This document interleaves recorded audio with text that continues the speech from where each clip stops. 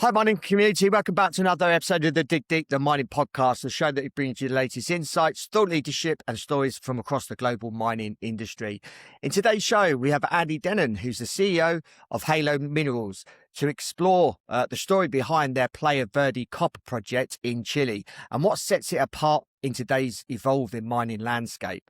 We're going to start by giving an overview of the company and what drew the team to Playa Verde before diving into why the tailings project could represent a more sustainable approach to copper development. Andy's going to share his insights on the environmental advantages as well as the key challenges the project faces as it moves forward. We're also going to discuss the growing importance of copper in the obviously global energy transition and how projects like Playa Verde fits into the broader conversation around the critical minerals, supply chains and resource security. And then we're going to speak about Chile's role as a mining jurisdiction, some of the common pitfalls around permitting and community engagement. And last, we're going to finish off with Halo's recent IPO in London and what success looks like over the next 12 months. So with no further ado, let's welcome Andy to the podcast. How you doing, Andy? Yeah, very well. Thank you, Rob. Thanks for having us today.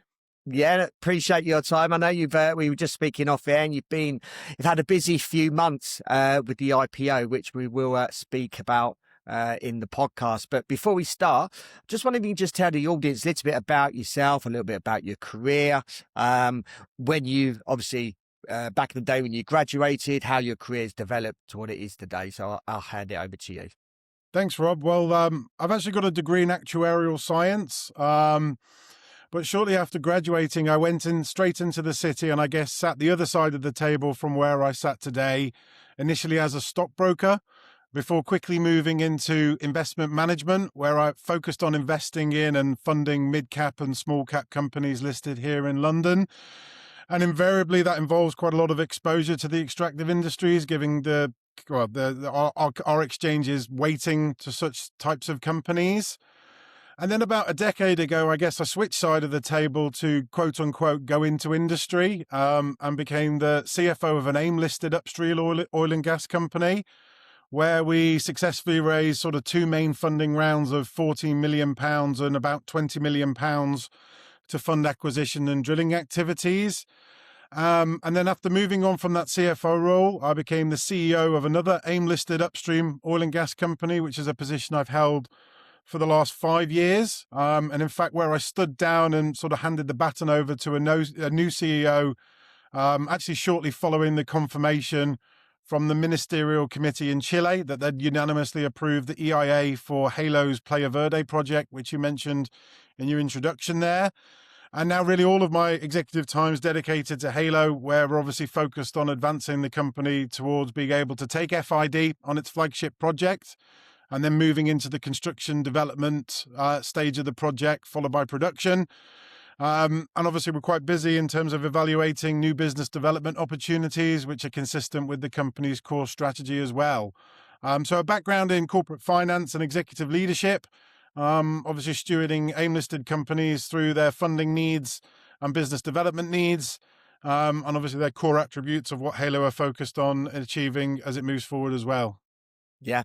Before we start speaking about Halo, obviously you mentioned you were and have been in the oil and gas industry, and obviously now you're in the mining industry. And I do ask this question often from guests that have worked in both industries. How have you found the transition from working in oil and gas to mining? And also, what would you say the major differences and challenges that you found moving into the mining industry? Well, one thing I would say is it feels a lot less lonely being in the mining industry than the oil and gas industry. I think, oil and gas industries had a really tough time with sort of investors and sort of gaining traction and being able to build their businesses. I think that's really in the wake of that sort of ESG movement, which became very much more prevalent through the COVID period, where people were really focused on the sort of footprint globally of these heavy industries. But otherwise, they're not too dissimilar types of industries in terms of big industrial projects, which require coordination of not only internal team members, but external consultants, permitting procedures, dealing with governments, dealing with ministers. And obviously the funding demands are not dissimilar either. So there's a lot of crossover in terms of the executive leadership of both the industries. But I do have to say it's a lot more comfortable sitting on the mining side now. As I say, it feels a lot less lonely than it did in the oil and gas industry. Good to hear. So yeah, wonder if you can just give us a snapshot of Halo Minerals. Yeah, of course. Well, yeah, pleased to introduce you to Halo Minerals. So obviously we're listed here in London on the AIM market, and we're a company that's focused on the near-term development and production of key strategic and battery metals. And we're executing that strategy with a focus on reprocessing surface accumulated metal-rich legacy mining waste. And that's a strategy that we internally refer to as ESG metals. And we're really anchoring that strategy around our flagship Playa Verde project, which is a well-advanced and technically de-risked copper tailings project in the Atacama region of northern Chile. And obviously Chile is a stable jurisdiction and it's the world's largest copper producer. And with over a century's worth of mining activity, it's also home to a particularly large inventory of these surface accumulated metal-rich legacy mine wastes. And I think we've seen a statistic that says there's over some 700 plus accumulations of this nature in country.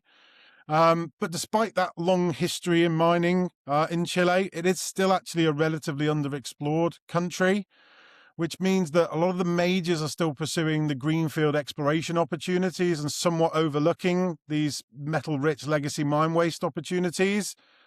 And that really is, for a company like ourselves, a significant opportunity. And with it comes the chance to become that sort of leader in these types of operations, where we certainly have an ambition to try and become that preeminent copper tailings reprocessing company in country.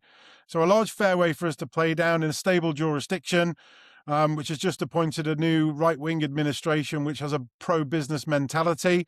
So yeah, a real good opportunity for the company to continue to pursue growth and execute its core strategy on the Playa Verde project. This episode is sponsored by Mining International. In today's market, finding the right mining talent isn't easy. Mining International works closely with mining companies to identify and secure senior and technical professionals through a tailored search approach. If you're hiring or exploring your options, you can contact Rob Tyson via the show notes to start a conversation today. So when you first obviously looked at the Playa Verde asset, what made you think this actually could be something generally significant? Well, it's a very well-defined and technically understood project, so it's been quite significantly de-risked, having completed PFS and DFS studies, as well as also having a defined resource, which includes 53 million tons of ore at 0.24% copper, which is approximately 120,000 tons of contained metal, within which we also have reserves of 32 million tons at 0.25% copper, which again is approximately 80,000 tons of contained metal.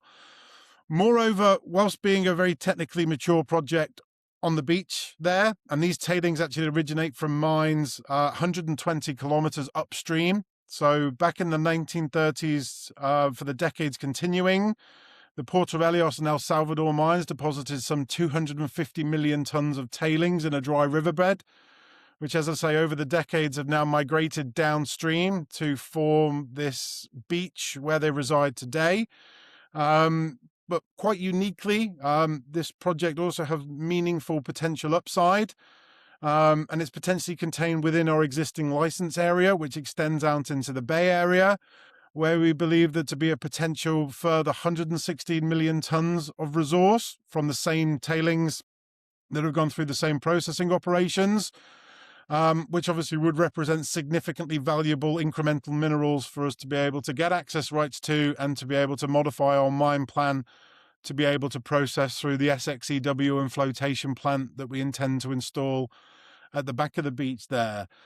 But when we were first interested in this project, it was somewhat frustrated in terms of its EIA permitting process, which I'm pleased to report has made progress in that intervening period. And most recently in October last year, the project actually received its written resolution. It's called the RCA, for the approval of the EIA, following a Chilean government ministerial meeting that was held earlier in the year, where all present unanimously approved the project, alongside a voluntary commitment given by the company in respect to reducing the arsenic concentration in the tails that we intend to return back to the beach, which are to be returned back to the beach with 47 parts per million or less arsenic.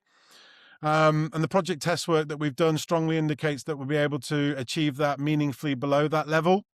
And that's really a key consequence of what we're doing here, is taking what is currently a restricted and toxic beach, and upon completion of our reprocessing operations where we'll recover and sell the metals and reduce the arsenic concentration, we do expect to be able to return the beach back to the local municipality in a state that's suitable for recreational enjoyment once again. So that's obviously a key accelerating driver for us now, and comes at a time where, after banging the drum for quite some time that copper supply was fragile and demand for the metal was outstripping future supply, we also get to benefit from the tailwinds that we're seeing there. And obviously that's more widely covered now in the wider press. And obviously you've seen that over the last 6 months with the appreciation in the copper price as well. So yeah, it's a very interesting project. It's a meaningful and scalable project with adjacent and complementary upside potentially contained within our existing license area, which would obviously represent an extension of the run of mine life there. And now with that EIA permitting received last year, we're really on a pathway towards optimizing our existing DFS and reframing that to the standard of a BFS, upon which we hope to be able to take final investment decision and move to the construction phase of the project. Obviously, you mentioned it's a tailings project. What are the environmental benefits of obviously having a tailings project compared to traditional copper mining developments? Yeah, it's a good question. I mean, for the tailing project, it's our belief that obviously these are accumulations that are at surface. They're easily measurable in terms of volumetric volume of tailings, and they're there at the surface, so they're easy to assay and drill and understand the mineralogy and metals contained within them. There are also, I guess, lower environmental impacts per unit of metal mine, given that the rock's already been crushed and ground, so we can avoid much of the blasting, excavation and energy costs that primary mining needs. And that can also mean that we're operating with lower greenhouse gas emissions and less disturbance of new land than new primary mining operations would otherwise cause. That also obviously helps to reduce the need to open new mines. So there's a positive ESG agenda associated with that as well. And we kind of get sort of resource efficiency and circular economy benefits as well, given that these old tailings, which have been processed on old technologies, still often contain very valuable metals that weren't recovered or really weren't valuable either with past technology or past commodity prices. So reprocessing them, I guess, gets to make better use of that material that's already been extracted, and again also reduces the pressure to dig new ore. And as I mentioned, these historic tailing operations have come from processing operations on older technology. We get to apply the benefits of modern technology. So that's not necessarily new processing methods, but better flotation, leaching, and perhaps sensor-based sorting technologies. And all of that can hopefully capture metals that older plants missed. And that's also, I think, specifically true for critical or strategic metals, which weren't really specific targets of focus many decades ago.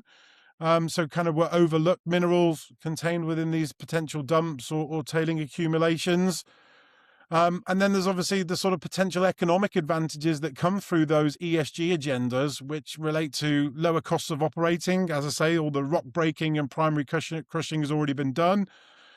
And often these sites are already located adjacent to existing infrastructure. So with good road access, power lines and transmission lines, and often already sort of permitted it within a mining concession, which I think leads through to sort of projects that are faster and cheaper to start than a brand new mine as well. So there's a sort of an ESG theme there, and there's economic benefits to exploiting that ESG theme. So we get to make money while doing good for the world, or operating with a lower environmental footprint than new greenfield mines. So yeah, I think a number of advantages for pursuing this strategy. And as I say, operating in a country like Chile, which is steeped in mining history and is obviously the world's largest copper producer, they're not unique opportunities. So there's an abundance of these surface accumulated metal-rich legacy mine waste, which represent a fair way for us to play down in terms of new business development and growing our resource inventory in country.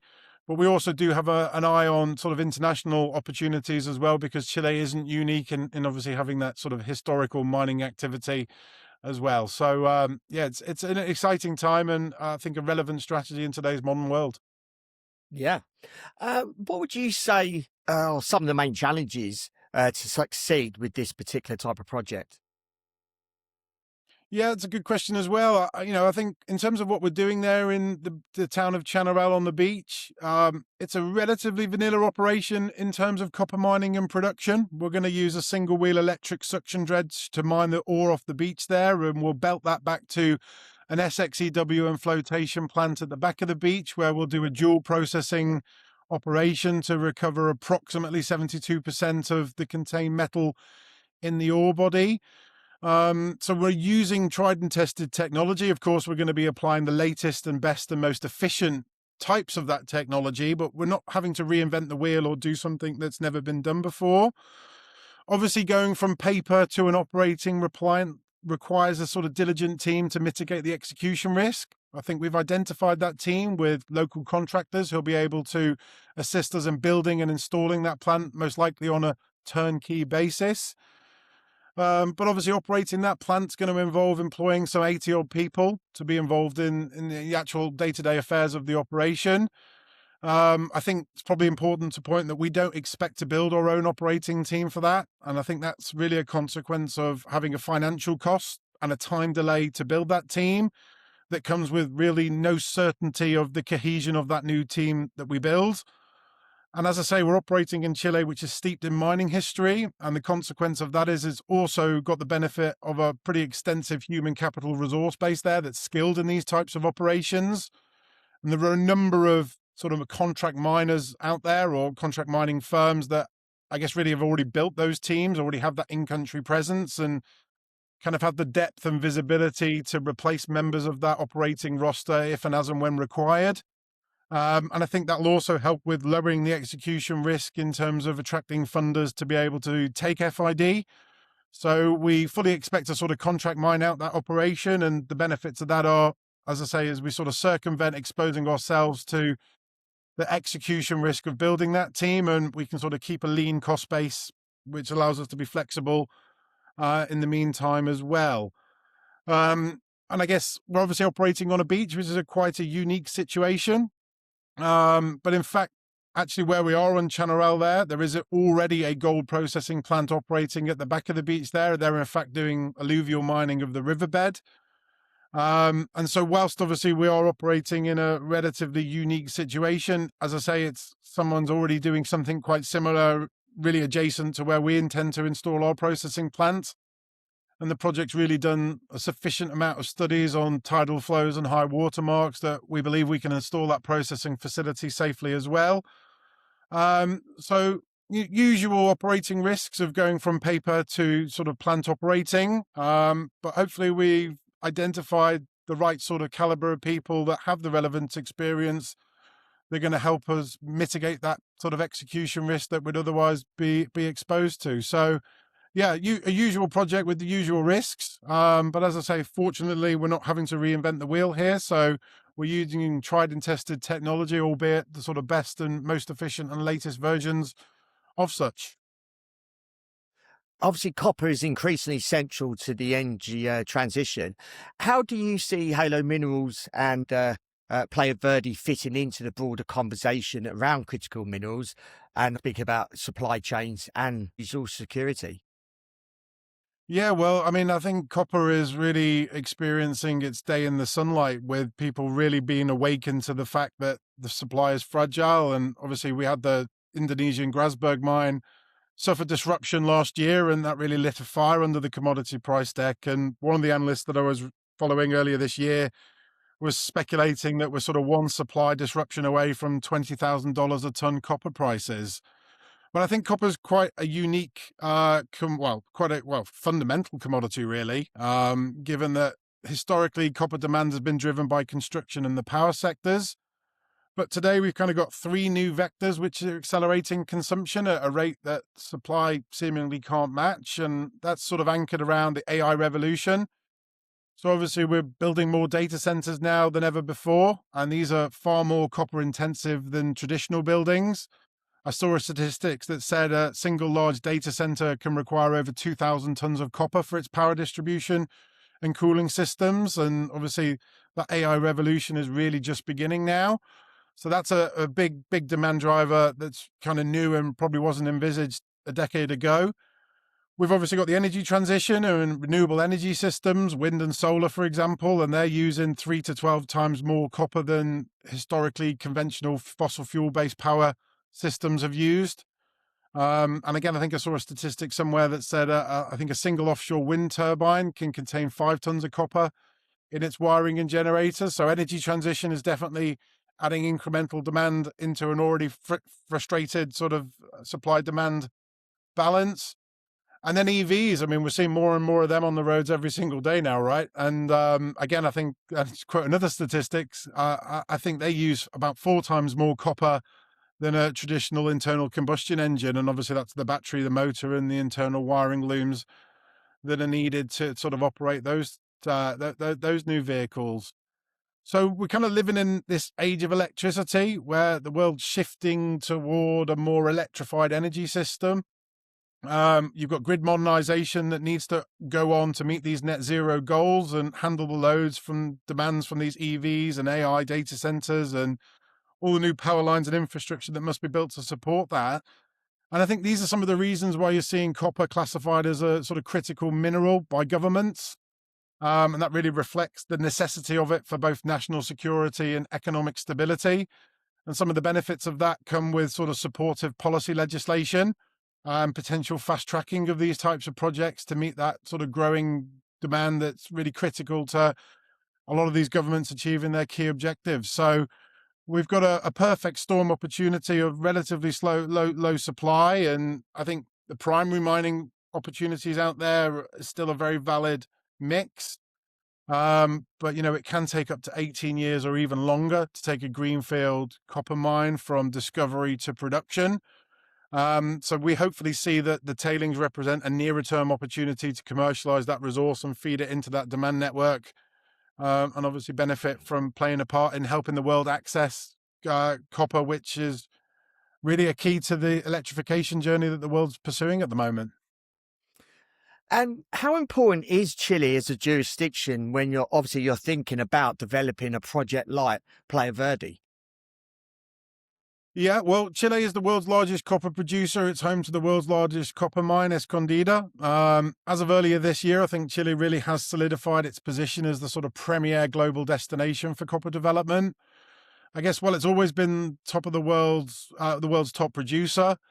We've seen a bit of a, pretty significant political and regulatory pivot earlier this month alone, which has transformed it from being a mature but difficult jurisdiction into one that's actively now incentivizing new project advancement. And obviously we've had Mr. Cast and his right-wing pro-business administration come into power in March. And obviously we're hopeful to see the benefits from his permitting revolution. So I think Chile's taken some positive steps to reduce the bureaucratic maze, where historically a sort of single project could require over 500 individual permits, believe it or not. But as of late last year and early this year, it's been implementing a new framework for sectorial authorizations, which is sort of a one-stop shop digital platform. It's called Super.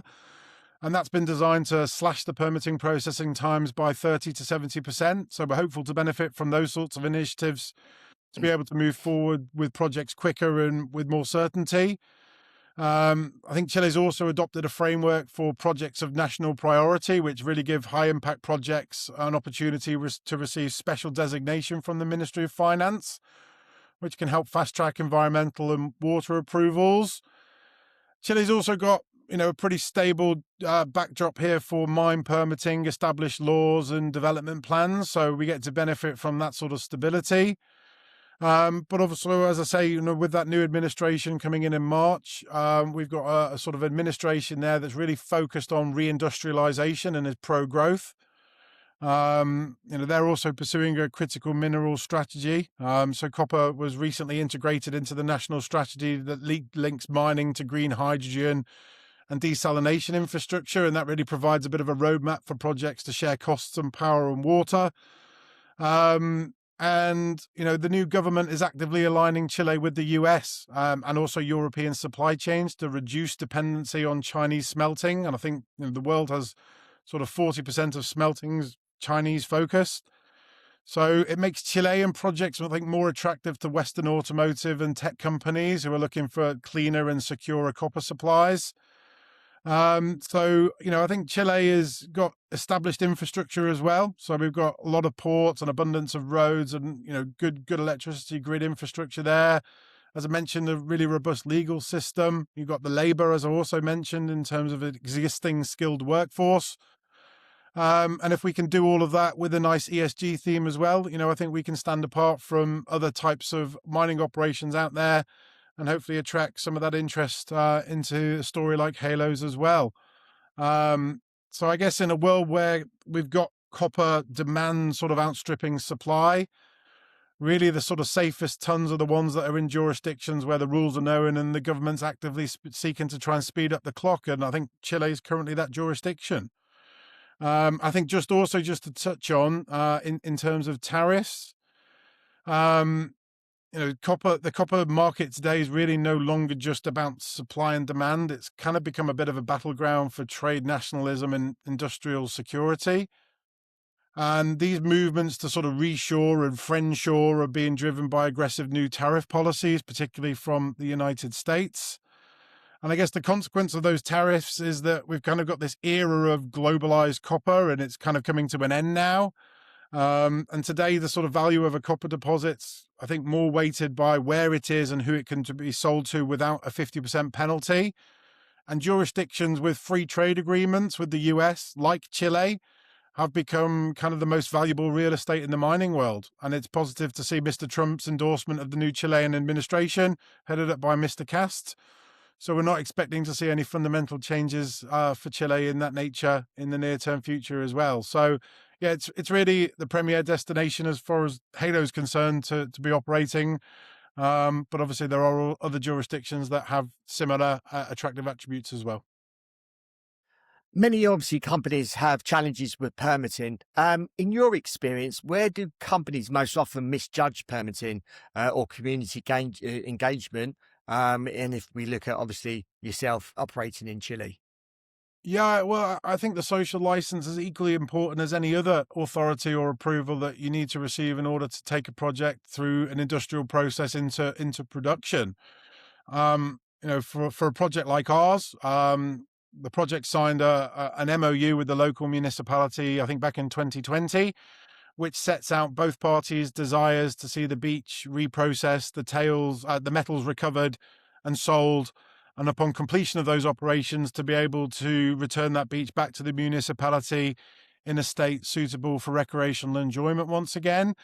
But that stakeholder engagement on the ground is a key component to success in executing these types of operations. And we benefit from having an in-country manager who's been with the project for 15 years and has got that continuity on the ground with the local village of Chanarel, and specifically the mayor, who was re-elected for his third term in Q3, Q4 last year. So we enjoy the continuity of those relationships as well. But that also obviously goes down not only from sort of local ground relationships, but also up to the ministers as well, and making sure that you set out your objectives and your needs, and you adhere to the things that you say you're going to do. So for a project like ours, obviously it's that voluntary commitment to reduce arsenic concentration to 47 parts per million or less. And in terms of achieving that, we've already identified the consultants that we're going to employ to help us audit the arsenic in the tails that will return back to the beach to make sure we continue to comply with that. And that's sort of an annual reporting cycle that we'll go through. Really having that open dialogue, not only with ministers, but also with the embassy, and letting everyone know what you're doing, how you're doing it, and kind of doing it with a bit of an open book policy. So no one can really ask any questions, or you're not seen to be hiding anything. So we haven't got anything to be ashamed of or hide there. So it's just about really close engagement with all those counterparties and making sure expectations are set appropriately, and then obviously meeting those expectations. Obviously, more recently, you've been pretty busy and you recently IPO'd in London. What was the thinking behind that decision? And just wondered how the IPO went. Well, London is obviously a home to a lot of natural resource companies. I think London benefits from an investor base that understands these types of industrial operations. Obviously, I've got a long history working in London capital markets and raising money through different companies, either on the sort of investment manager side of the table or in the sort of issuers executive side of the table. So it's a very familiar jurisdiction for us. We obviously get to benefit from raising the company's profile at a very significant time as we advance towards being able to take our final investment decision and move to the construction phase of the project. And investors obviously want to invest in companies that have the opportunity of capital growth, which we believe Halo offers investors the opportunity of seeing as we move the project forward to that development and construction and production stage, where there's potential sort of value inflection points along the way. So obviously, we've raised £4 million to list here in London, and we're going to be using those proceeds to aggressively accelerate the development of the project.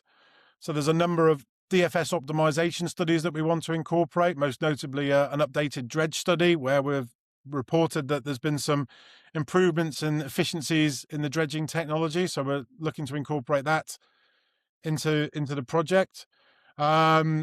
And also optimize the flow sheet for the processing plant and update the tendering on all the long lead items that we need to be able to reframe that DFS as a sort of optimized DFS/BFS, which is suitable to take that financial investment decision. Obviously, we've got a very economic project. So as I mentioned earlier, we've got 53 million tons of resource, but within that, we've got 32 million tons of reserves. The company published its independent competent persons report in its admission document on its listing.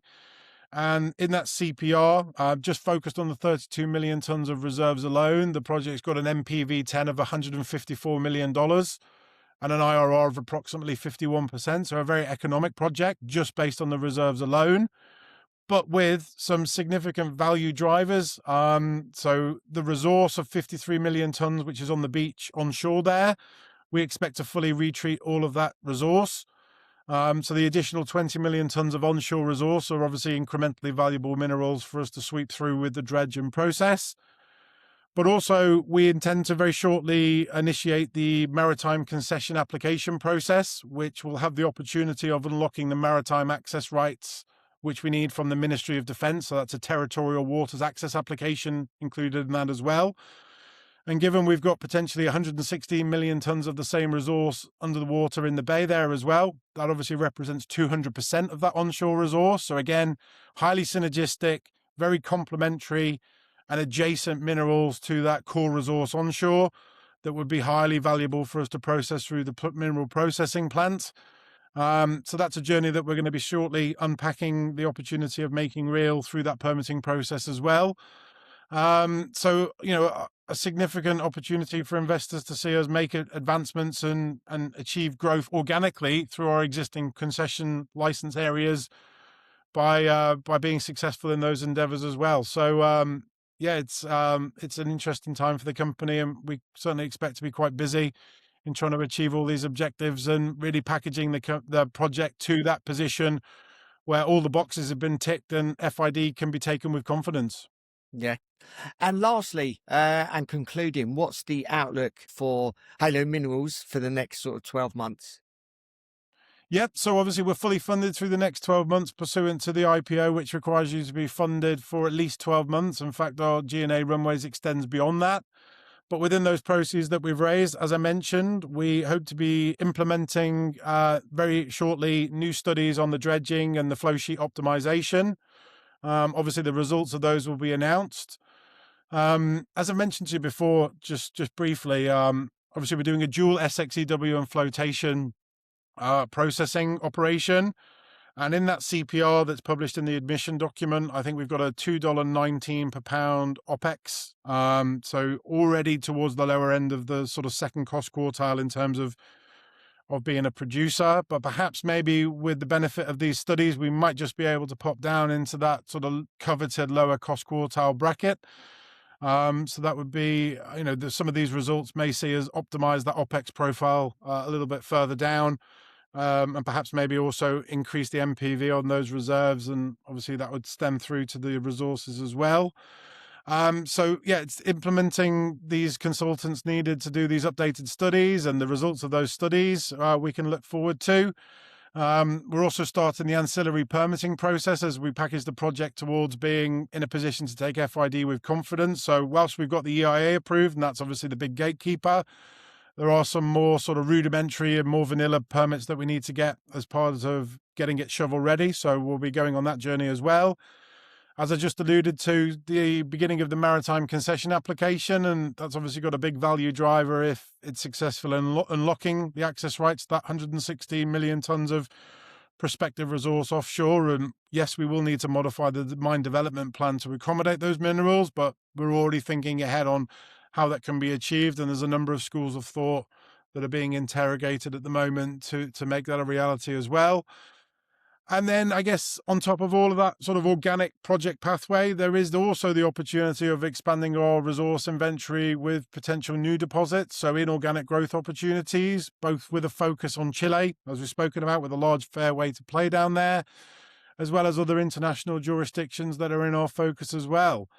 And obviously, given we have a project that's exposed to the copper price, in fact, one of the things I should probably mention to you is that we expect to process 5 million tonnes of ore per year to produce 8,600 tonnes of refined copper or payable copper.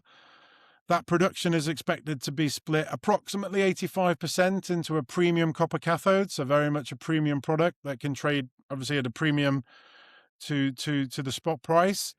And then the balance of production will be in a concentrate. So we're expecting to produce about 7,500 to 8,000 tonnes of concentrate at a 20% copper content. But that concentrate will also include a 5.5 gram per tonne gold credit as well with it. So we've got exposure to gold, and that's not an insignificant credit. So that's a sort of meaningful value driver for us as well. So any expansion in the commodity price can also be value drivers for the company as well. So it's going to be a busy period for us over the next 12 months, but an exciting period as we take an already technically advanced and sort of de-risked project and move it towards de-risking FID and beginning the construction phase, which obviously takes us closer to the production phase of the project as well, where according to the CPR that was published, we will have a project that can ramp up to full operating capacity within the first 3 to 6 months, and then is sort of throwing off $50-odd million of free cash flow per year, which obviously is cash flow that potentially could be recycled into other projects if we're successful on that inorganic growth journey, and or which would be able to enable the company to sort of anchor a dividend policy and return cash to shareholders as well. So quite an exciting time for us, and obviously we're excited to be getting after it and making a success of the opportunity that we have in front of us. And obviously updating investors along the way on that journey as we tick through those milestones and get closer towards those main core objectives. Andy, really appreciate your time. Thank you for sharing your story, telling us about Halo Minerals and obviously the Playa Verde project. Exciting project, exciting 12 months ahead in getting into production. So if our audience wants to reach out to you, if they've got any questions, obviously follow the story, follow all the news releases. How can they go about doing that, and what social media platform channels are you on? Yeah, I think we've got LinkedIn platform, we've got an X platform, or Twitter X platform. Otherwise, you can reach us at information@halominerals.co.uk, and one of the team will hopefully get back to you within 24 to 48 hours after receiving the request. We make ourselves available to answer any questions or queries, and look forward to engaging with shareholders as we continue on our journey. Yeah, no worries. We'll include those in the show notes accompanying this for easy access for our audience to reach out and obviously follow the story. So good luck for the year ahead. Maybe you want to come on the podcast next year and give us an update on the project and some of the challenges that you may have faced along the way. So more than welcome to come back on the show. Well, we'll love to take you up on that invitation. So we'll stay in contact, Rob, and hopefully see you in the not too distant future with some updates. Yes, definitely. Thank you for listening. Hope you enjoyed that episode. As always, appreciate your continued support. Please keep sharing these episodes far and wide. And again, we're focusing on Chile as a mining jurisdiction. So for all those South Americans out there, appreciate you continuing to support the channel, and please share this globally amongst people that you know within our industry, and also obviously people outside of our industry as well, because we want to educate not just people within the mining industry, but people outside of the mining industry. So thank you again for listening, and until next time, happy mining.